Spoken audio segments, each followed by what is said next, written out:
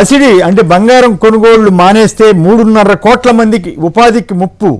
పీయూష్ గోయల్కు ఏజేజీఎఫ్ అంటే ఈ బంగారు వ్యాపారులకు సంబంధించిన సమాఖ్య ఉత్తరం రాసింది. సో దీని మీద ముందుగా రామ్నాథ్ గారు చెప్పండి, నిజంగానే ఈ బంగారం కొనుగోలు చేయొద్దంటాం, అట్లాగే విదేశీ యాత్రలు చేయొద్దంటాం, అయినప్పటికీ కూడా మనకి ఏపీలో మంత్రులంతా తెగ తిరుగుతున్నారు, మళ్ళీ 95 లక్షలు ఎక్స్ట్రా ఇచ్చారు, ఇవన్నీ చూసాం కదా. సో అదొక ఆస్పెక్ట్ అయితే, బంగారం కొనుగోళ్లు ఆపేస్తే 3.5 కోట్ల మందికి ఉపాధికి ముప్పు అన్న దీని మీద మీ అభిప్రాయం ఏంటి? ఇప్పుడు కొమ్మినేని గారు దీన్ని 2 కోణాలను చూడాల్సి ఉంటుంది. 3.5 కోట్ల మందికి ఉపాధి మీద డైరెక్ట్ గా ప్రభావం అయితే పడుతుంది. దాన్ని ప్రభుత్వం ఎలా అడ్రస్ చేస్తుంది అన్నది ఒకటి ప్రశ్న. ప్రధాని గారు ఇచ్చిన స్టేట్మెంట్ ని రాజకీయ కోణంలో కూడా చూడలేము. ఎందుకంటే 2013లో ఏదో కాంగ్రెస్ పార్టీ వాళ్ళు ప్రధాని నరేంద్ర మోడీ గారి స్టేట్మెంట్ వ్యతిరేకిస్తున్నారు, కానీ 2013లో ఆర్థిక మంత్రి హోదాలో కాంగ్రెస్ పార్టీ సీనియర్ నాయకుడైన చిదంబరం గారే ప్రెస్ మీట్ పెట్టి మరి ప్లీజ్ దయచేసి ఒక 6 నెలల నుంచి ఏడాది పాటు బంగారం కొనొద్దండి, బంగారాన్ని చూసి టెంప్ట్ అవ్వద్దండి, అప్పుడు కరెంట్ అకౌంట్ డిఫిసిట్ అనేది తగ్గుతుంది అని చెప్పారు. అంటే మన దేశం ఎగుమతుల మీద సాధిస్తున్న ఆదాయం కంటే దిగుమతుల కోసం పెడుతున్న ఖర్చు ఎక్కువగా ఉన్నప్పుడు డిఫిసిట్ ఉంటుంది. కాబట్టి దాన్ని కంట్రోల్ చేయాలంటే కనీసం 6 నుంచి ఏడాది పాటు 6 నెలల నుంచి ఏడాది పాటు బంగారాన్ని కొనొద్దు అని చిదంబరం గారు చెప్పారు. అప్పుడు బీజేపీ వాళ్ళు విమర్శించుంటారు కదా. తప్పనిసరిగా అది రాజకీయంగా వీళ్ళు మాట్లాడుకుంటూ ఉన్నారు యథేచ్ఛగా. కానీ ఇప్పుడు ఏంటంటే పరిస్థితి, మన దేశం పరిస్థితి ఇతర దేశాల్లో పరిస్థితుల మీద ఆధారపడింది. ఇప్పుడు ఇరాన్ యుద్ధం కారణంగా చమురు రేట్లు విపరీతంగా పెరిగిపోతున్నాయి. మన దగ్గర ఉన్న మొత్తం విదేశీ మారక నిల్వల సంఖ్య $726 బిలియన్ గా ఉంది.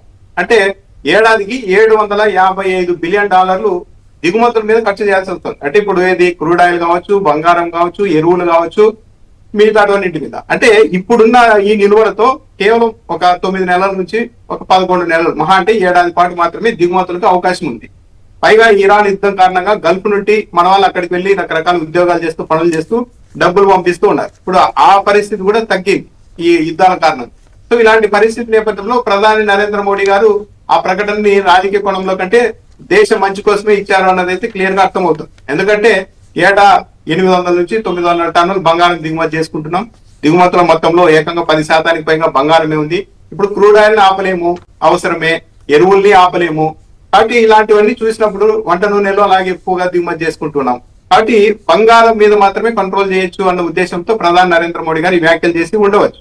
కాబట్టి దాన్ని తప్పు పట్టడానికి కూడా లేదు. కాకపోతే 3.5 కోట్ల మంది మీద ప్రత్యక్షంగా ప్రభావం పడుతున్నప్పుడు చాలా పెద్దది. దాన్ని ఎలా అడ్రస్ చేస్తుంది ప్రభుత్వం అన్నది కూడా చూడాల్సిన అవసరం అయితే.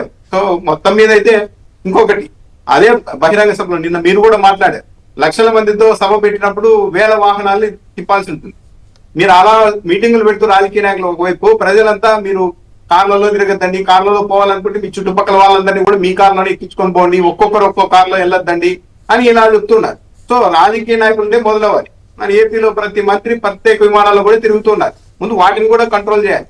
రాజకీయ నాయకులు వాళ్ళ కుటుంబ సభ్యులు ఆర్భాటాన్ని తగ్గించి పెద్ద ఎత్తున బంగారం వేసుకొని బయటకు రావడం కూడా తగ్గించారు. అదే బంగారం వాళ్ళు అంత వేసుకొని తిరిగినప్పుడు మిగతా వాళ్ళు కూడా డబ్బున్న వాళ్ళు అందరూ మనము అలా వేసుకుంటే బాగుంటుందని టెంప్ట్ అయ్యడానికి అవకాశం ఉంటుంది. సో ఫస్ట్ రాజకీయ నాయకుల నుండి మొదలు పెట్టాలి. ఒకవేళ ప్రధాని నరేంద్ర మోడీ గారు చెప్తున్నప్పుడు కాన్వాయ్లో వాహనాలు దక్కించాలి, బహిరంగ మీటింగ్ ఉంది, మీరు జూమ్ మీటింగుల్లోనే ఉండండి అని చెప్తున్నారు, ఇంటి నుంచి వర్క్ చేయండి అని చెప్తున్నారు ప్రధాని. కానీ ఫస్ట్ చేయాల్సింది ఈ బహిరంగ సభల్ని ఆపేయండి.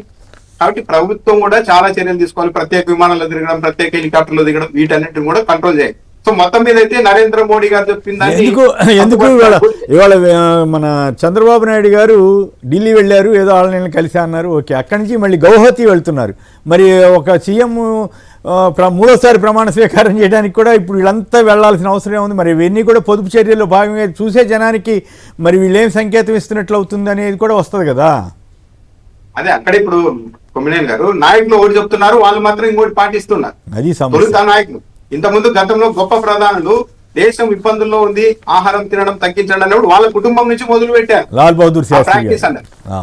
కానీ ఇప్పుడు మన ప్రధాని గారు కావచ్చు, ముఖ్యమంత్రులు కావచ్చు, వాళ్ళు ఆ పని చేయడం లేదు. వాళ్ళేమో చేయాల్సినవన్నీ చేసేస్తూ పబ్లిక్ అంతా మీరు అలా ఉండండి, ఇలా ఉండండి, మీరు అంతమందిని కానండి, ఇంతమందిని కానండి, వీళ్ళు మాత్రం కాదు. అంటే ఈ డబుల్ స్టాండర్డ్స్ నాయకులు ఇలా చేయడం వల్లే దేశం ఏదైనా ఒక స్టేట్మెంట్ నాయకులు ఇస్తే దాన్ని రిసీవ్ చేసుకోవడంలో అనుమానాస్పదంగా ఎందుకు చూస్తున్నారంటే నాయకుల యాటిట్యూడ్ ఒకలా ఉంటుంది, వాళ్ళు చెప్పే మాటలు మళ్ళీ ఉంటున్నాయి. అదే ఇబ్బంది. రైట్.